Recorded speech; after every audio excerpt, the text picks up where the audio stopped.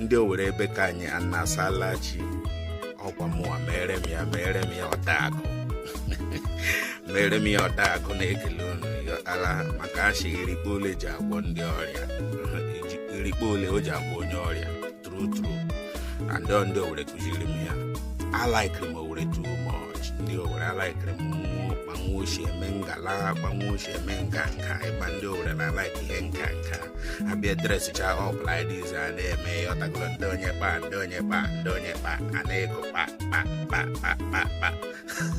mana m laikiri too much n'asụsụ gbanwe ochie ekele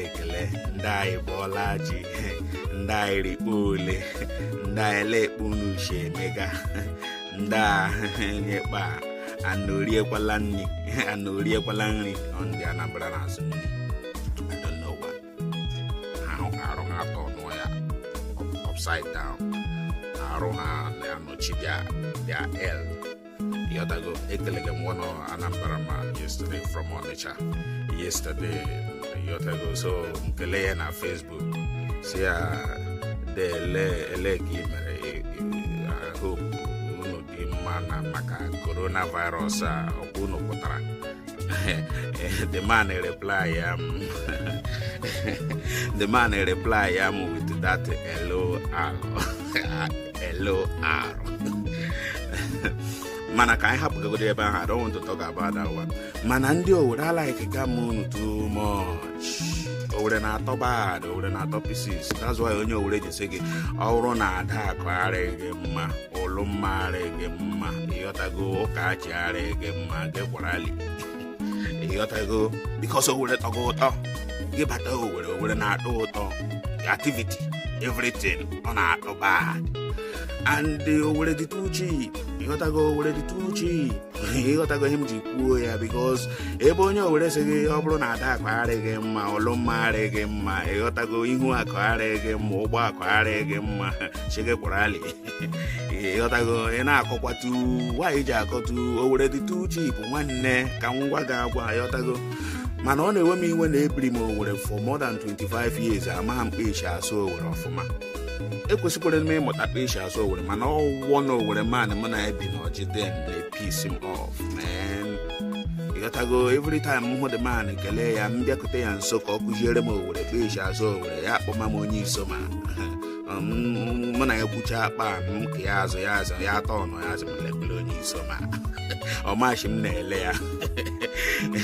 na the man discourage m from ịmụ asụsụ Owerri mana let me tell you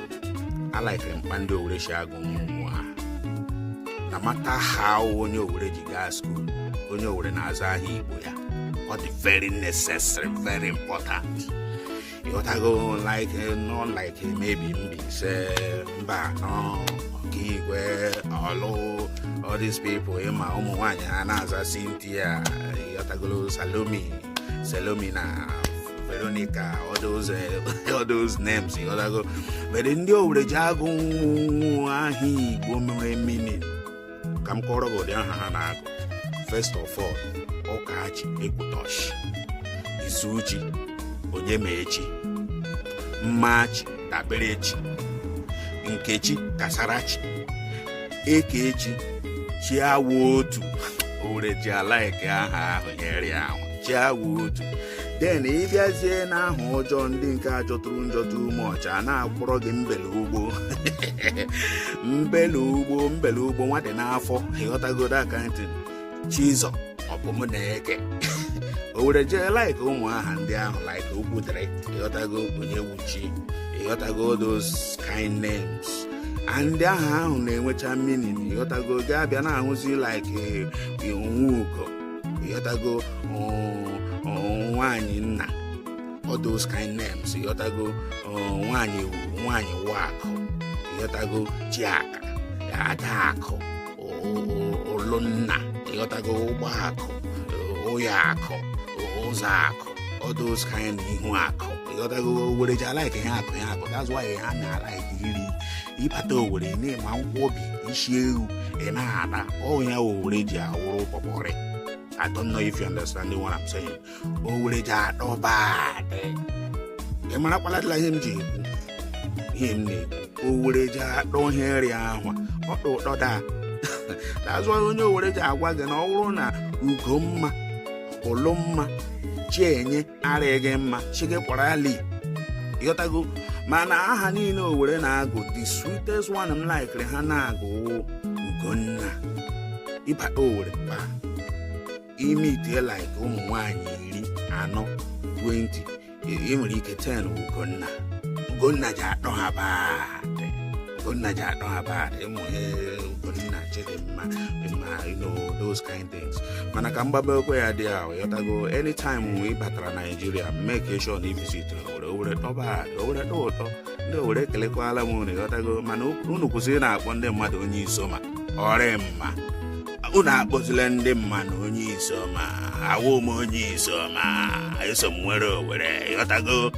onye Yoruba ọbụla ị hụrụ n'obodo oyibo na ịjụọ ya iwu onye ebe ya sị gị onye Yoruba ka pati Yoruba isi ya sị gị asị Lagos onye ọbụla klem ka Lagos nwanne ka anyị klem kwa na Owere wu nke anyị nwanne anyị tara ụgba ṅụrụ mmiri ndị agba nwụọ na akụrụma ọ gbasakwara m ụnụ hapụkwa ihe m na-eyi ehi ụra ịghọtago onye ọbụla kọghọrọ m mana ihe m na-achị unu ndị Owere a na-akpọzila mmadụ onye Isoma ịghọtagodo aka anyị dị onwe ndị bụ ndị Owere nchi ise onwekwe ndị bụ ndị Owere nchi isii ọ ndị amụrụ na Owere ịghọtago ha wụ citizen ha wụ Owere nchi isii anyị nwa bịakwara na-abịa so na Owere nchi 7 ka alụnụ ndị Owere ya rịkpara unu na mma ịghọtago